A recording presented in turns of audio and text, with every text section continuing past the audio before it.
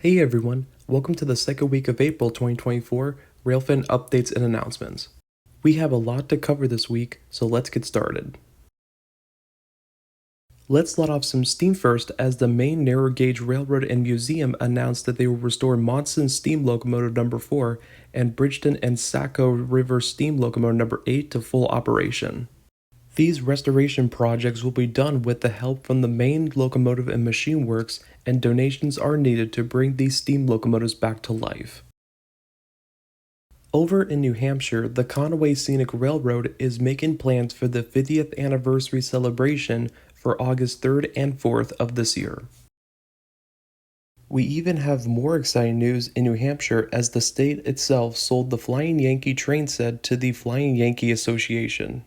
Plans call for the train set to return to operation at a different site and possibly operated on the Conway Scenic Railroad. Check back for updates on the Flying Yankee train set by visiting their website at flyingyankee.org. We then head over to New York State as it was announced that a former New York, Ontario, and Western train depot in Middletown, New York will be restored to its former glory. According to Railfan and Railroad magazine, work can begin this year, and the first floor will be used as commercial space and the third floor will be used for residential space. Coming April 27th and 28th is the Oyster Bay Railroad Museum's opening weekend for this year's season. Come check out the amazing progress made on their multiple rail projects, including Long Island Steam Locomotive number 35. More progress will be made on the East Broadtop Railroad as they will have multiple restoration sessions from April to late October of this year. Not far from the East Broadtop Railroad, there will be a T1 Trust open house event at the Blair County Convention Center in Altoona, Pennsylvania on Saturday, May 11, 2024 from 10 a.m. to 4 p.m.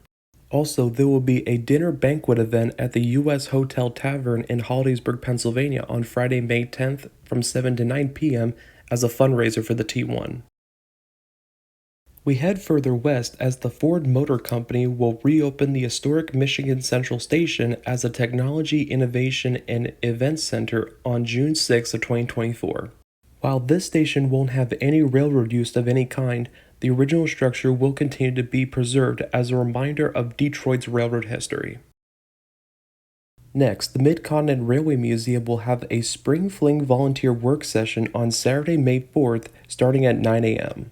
Volunteers will have the option to choose which department they want to spend a day volunteering at, including the restoration, buildings and grounds, engineering, or at the operating department.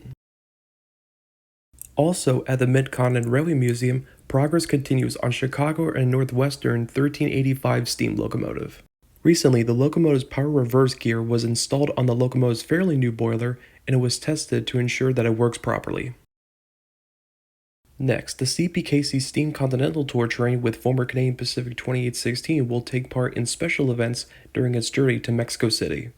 On Friday, May 3rd, it will be on display at St. Paul Union Depot in Minnesota from 3 to 8 p.m. Then, on Wednesday, May 8th, from 3 to 8 p.m., the locomotive and its train will be on display in Franklin Park, Illinois. A month later will be the annual Franklin Park Railroad Days event on Saturday, June 8th from 10 a.m. to 3 p.m. with various locomotives and rolling stock on display for touring. Finally, dates have been announced for the major stops on the Union Pacific Big Boy 4014's first of two tours in 2024. The summer tour will include Roseville, California on July 12th and 13th and Ogden, Utah on July 20th and 21st. And 4014 is scheduled to leave Cheyenne, Wyoming for the first tour on June 30th. The second tour is being planned for this fall with stops in Texas, Arkansas, Kansas, and Illinois. But what about the Pacific Northwest tour to Boise, Idaho, and Portland, Oregon? After careful planning, Union Pacific determined that the network capacity in the Pacific Northwest corridor could not accommodate 4014 with the anticipated summer freight traffic on a single track line. However, it has been reported that siding improvements are being made in Idaho, which should increase the chance for 4014 to come to the Pacific Northwest next year.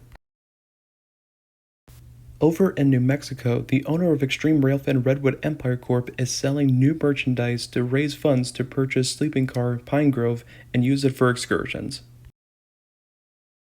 And Laro Photography will host special photo shoots with Santa Fe 484 steam locomotive number 2926 in late October of this year, with October 28th photo shoot already sold out.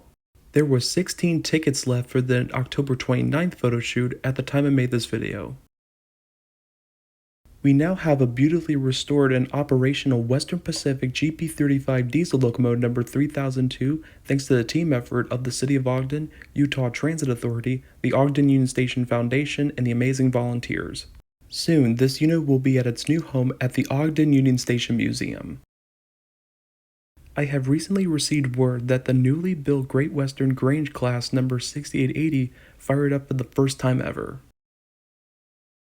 Last but not least, Brody Photography will host a 2-day photo charter at the Albany and Eastern Railroad in Lebanon, Oregon, with Santa Maria steam locomotive number 205 pulling a freight train.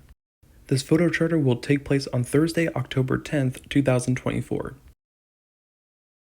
Thank you all so much for watching this video and showing your continued support for this channel and for rail preservation.